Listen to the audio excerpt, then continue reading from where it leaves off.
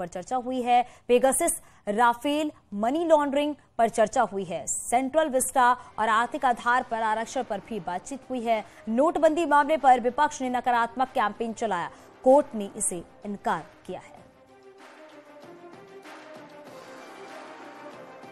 तो आज पीएम मोदी का संबोधन भी है और आज बीजेपी कार्यकारिणी की बैठक का दूसरा दिन है। पहले दिन बैठक में कई ऐसे तमाम मुद्दे हैं जिनको लेकर चर्चा की गई है, पेगासस, राफेल, मनी लॉन्ड्रिंग मामला और साथ ही साथ सेंट्रल विस्टा पर भी बातचीत हुई है, आर्थिक आधार पर आरक्षण पर भी यहां पर बातचीत हुई है। और आज देखा यह जा रहा है कि आज जो दूसरे दिन की बैठक वो भी काफी अहम मानी जा रही है, क्योंकि आज भी कई ऐसे अहम मुद्दे हैं जिनको लेकर चर्चा की जाएगी, बातचीत की जाएगी और साथ ही साथ आज प्रधानमंत्री नरेंद्र मोदी अपना संबोधन भी देंगे। हालांकि संबोधन के दौरान पीएम मोदी क्या कुछ कहेंगे ये भी हम आपको सुनाएंगे, लेकिन बीजेपी कार्यकारिणी की जो बैठक चल रही है वो काफी अहम मानी जा रही है, क्योंकि 2024 में लोकसभा चुनाव होना है, इस लिहाज से ये बैठक काफी अहम है। दिल्ली लिए चलते हैं जहां पे हमारे सहयोगी विनीत हमारे साथ जुड़ गया है। विनीत, आज बीजेपी कार्यकारिणी की बैठक का दूसरा दिन है, आज क्या कुछ रहने वाला है, क्योंकि आज का ये बैठक जो है वो काफी महत्वपूर्ण माना जा रहा है और साथ ही पीएम मोदी अपना संबोधन भी देंगे। जी निश्चित तौर पर चांदनी, मैं आपको बताना चाहूंगा कि आज जो समापन भाषण होगा वो पीएम नरेंद्र मोदी देंगे, लेकिन हम जिस तरह से देख रहे हैं कि जिस तरह से कल जेपी नड्डा ने अपने संबोधन में जो कार्यकारिणी के सदस्य थे उनको साफ तौर पर संदेश दिया कि इस साल 9 राज्यों में चुनाव होने जा रहे हैं और बीजेपी को कोशिश करनी चाहिए कि वो सभी जो 9 राज्यों के चुनाव है उसे जीते, ताकि 2024 का जो लोकसभा का चुनाव हो उसे बीजेपी आसानी से जीत सके। इसके साथ ही साथ चांदनी, मैं आपको बताना चाहूंगा कि जिस तरह से कल राजनीतिक प्रस्ताव जो पेश हुआ उसमें भी विपक्ष पर कहीं ना कहीं बीजेपी की ओर से प्रहार किया गया और साफ तौर पर कहा गया कि बीजेपी पर प्रहार करते करते जो विपक्षी पार्टियां हैं वो कहीं ना कहीं झूठ फैला रही हैं, चाहे पेगासस का मुद्दा हुआ, चाहे राफेल का मुद्दा हुआ, चाहे नोटबंदी का मुद्दा हुआ, चाहे आर्थिक आधार पर आरक्षण का मुद्दा हुआ। इस तरह की जो झूठ फैलाने की जो कोशिश विपक्षी पार्टियों ने किया उसे कोर्ट ने भी खारिज कर दिया। तो साफ तौर पर बीजेपी ने एग्रेसिव मोड अपनाया है और साफ तौर पर यह कहा है कि जहां पर विपक्ष के आरोपों को खारिज करना चाहिए, विपक्ष के झूठे आरोपों को खारिज करना चाहिए, साथ ही साथ वहीं पर अपनी जो प्रो कंबेंसी की बात में की गई है, गुजरात में की बात की गई और साफ तौर पर कहा गया कि वहां पर एंटी इनकम्बेंसी वाली बात नहीं थी बल्कि प्रो कंबेंसी वाली बात थी और इसी कारण ऐतिहासिक जीत जो है वो हासिल हुई है। साथ ही तौर पर मैं आपको बताना चाहूंगा पूरी तरह से समीक्षा भी की गई है, हिमाचल की हार की भी समीक्षा की गई थी और साफ तौर पर वहां पर जेपी नड्डा ने भी कहा, राजनीतिक प्रस्ताव में भी इस बात पर चर्चा हुई कि वहां पर जीत नहीं हासिल की जा सकी, लेकिन परिपाटी जो थी बीजेपी लगातार वो कोशिश करती थी कि परिपाटी को बदला जा सके। उत्तराखंड में जैसे बीजेपी ने परिपाटी को बदला था, लेकिन हिमाचल में परिपाटी तो बीजेपी नहीं बदल पाई, लेकिन जीत हार का अंतर जो था वो सिर्फ 37,000 वोटों का था। तो ऐसे में बीजेपी कोशिश करेगी कि आने वाले दिनों में ऐसी स्थिति ना आए। साफ तौर पर बिल्कुल आने वाले दिनों में और आगामी जो भी चुनाव होने हैं उसके लिए बीजेपी पूरी तरीके से तैयार है, पूरी तरीके से एक्टिव मूड पे है और ग्राउंड जीरो पर जो बीजेपी कार्यकर्ता है वो भी लगातार जा रहा है, ताकि सरकार की तरफ से जो चलाए जाते हैं, कह सकते जो प्रोजेक्ट चलाए जाते हैं उसके बारे में बताया जा सके ताकि उसको लोगों का लाभ मिल सके। बहुत शुक्रिया इस पूरी जानकारी के लिए विनीत। अब आपको एक रिपोर्ट दिखाते हैं कि जो कल बैठक हुई बीजेपी कार्यकारिणी की उसमें किन मुद्दों को लेकर चर्चा किया गया, किन मुद्दों को लेकर मंथन किया गया।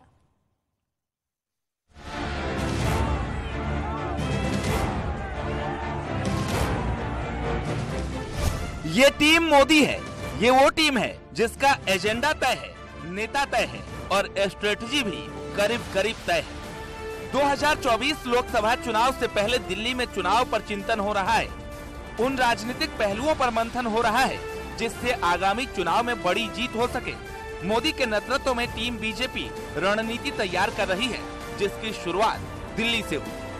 पहले भव्य रोड शो और फिर 2 दिवसीय राष्ट्रीय कार्यकारिणी की बैठक। मतलब साफ है, 24 के लिए बीजेपी की हर उस सीट पर नजर है जिस पर 2019 में पार्टी का ग्राफ नीचे रहा और उसी ग्राफ को बढ़ाने के लिए 35 केंद्रीय मंत्री, 12 मुख्यमंत्री और 19 पूर्व मुख्यमंत्री मीटिंग में हिस्सा ले रहे हैं। इनके कंधे पर विधानसभा से लेकर लोकसभा चुनाव का जिम्मा है, जिसका नेतृत्व प्रधानमंत्री मोदी कर रहे हैं। अब सिलसिलेवार तरीके से बैठक के एजेंडे पर नजर डालिए। बैठक का एजेंडा क्या है? चुनावी राज, 2024 की रणनीति, संगठनात्मक विषय, ज्वलंत मुद्दों पर मंथन, कार्यक्रमों की चर्चा, प्रस्तावों पर चर्चा। बीजेपी का फोकस उन सीटों पर है जहां 2019 में वो नंबर 2 या नंबर 3 पर रही थी। ऐसी सीटों की संख्या 144 है। 2019 के लोकसभा चुनाव में बीजेपी और कांग्रेस के बीच सीधा मुकाबला 190 सीटों पर हुआ था, जिसमें से बीजेपी 175 सीटों पर जीती थी और कांग्रेस 15 सीटों पर। वहीं बीजेपी 72 सीटों पर नंबर 2 पर आई थी, जबकि कांग्रेस 209 सीटों पर नंबर 2 रही। लेकिन लोकसभा चुनाव से पहले उन 10 राज्यों पर नजर है जहां विधानसभा होना है। राजस्थान, छत्तीसगढ़, मध्य प्रदेश, कर्नाटका, तेलंगाना, त्रिपुरा, जम्मू कश्मीर सहित कुल 10 राज्य और केंद्र शासित प्रदेश में विधानसभा चुनाव होने हैं। इसे देखते हुए बीजेपी राष्ट्रीय कार्यकारिणी की बैठक में ही चुनावी रणनीति तैयार हो रही है। बीजेपी इसी बैठक में न केवल आगामी विधानसभा चुनाव की रणनीति तय करेगी, बल्कि इसके साथ साथ 2024 के लोकसभा चुनाव का एजेंडा भी तय कर देगी। लोकसभा की कमजोर माने जाने वाली 160 सीटों पर तैयारी की चर्चा भी बैठक में होने की संभावना है, जिससे यूपी के 14 जिले भी शामिल हैं। कि आप देखिए बाई इलेक्शन में बीजेपी की जीत कितनी हुई है। हमारे अपने स्टेट बिहार में 2 बाई इलेक्शन हम जीते कि नहीं? गोपालगंज जीते, कुड़न्नी जीते और नीतीश बाबू तेजस्वी के साथ आने पर जीते। बाकी स्टेट्स में जो हम लोग जीते हैं बाई इलेक्शन, लोकसभा, विधानसभा, तो ये अपने सामने दिखाता है कि हम सबका साथ, सबके विकास की बात करते हैं। और इसका बड़ा सवाल ये है कि जो हमारे मुस्लिम समाज की बात आपने की, तो मैं हमेशा कहता हूं कि हमारी सरकार सबकी चिंता करती है। वोट किसी ने दिया या न दिया ये नहीं, क्योंकि हमारा संवैधानिक दायित्व है।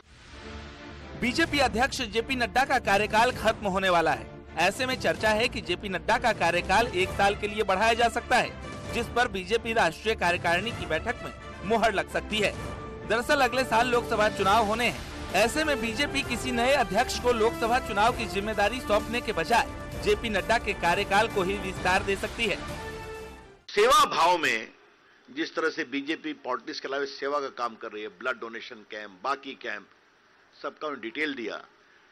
और जिस तरह से कोविड काल में बीजेपी के कार्यकर्ताओं ने कोविड के लोगों को खाना खिलाने की कोशिश की, हम सब लगे हुए थे। तो ये बड़ी बात है कि सेवा भाव भी बीजेपी के कार्यकर्ता पूरी प्रामाणिकता से करें। राम मंदिर का निर्माण बहुत तेजी से हो रहा है, ये बहुत संतोष का विषय है। एक भव्य राम मंदिर बनेगा वहां पर, तो ये पूर्णता है। बैठक में जनता के मुद्दे, मुस्लिम महिलाओं की सामाजिक सुरक्षा, प्रवास योजना और बूथ स्तर की टीमों को मजबूत करना, नेताओं को दी जाने वाली जिम्मेदारियों पर मंथन हो रहा है। और बात जब मुद्दों की हो रही है, तो राष्ट्र मंदिर यानी राम मंदिर को कैसे भूला जा सकता है, जो 2024 में बीजेपी के मुख्य एजेंडे का हिस्सा है।